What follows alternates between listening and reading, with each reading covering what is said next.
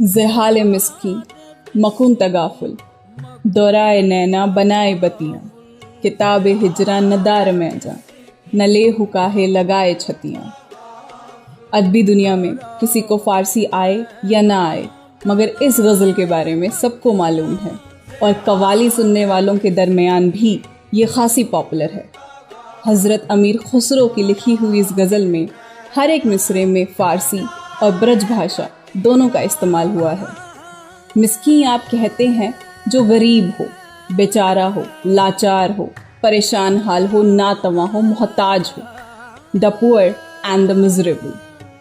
زحال مسکین مکن تغافل دورائے نینا بنائے بتیاں۔ اپنی آنکھیں موند کر اور ادھر ادھر کی باتیں بنا کر میری غریبی کو، لاچاری کو یا محبت میں میرے مسکین ہونے کو یوں نظر انداز نہ کرنا۔ کتاب ہجراں ندار میں جا نلے حکاہے لگائے چھتیاں، کہ اب مجھ میں اس ہجر کو سہنے کی اور طاقت نہیں بچی ہے۔ میرے محبوب، تم آ کر مجھے اپنی سینے سے کیوں نہیں لگا لیتے؟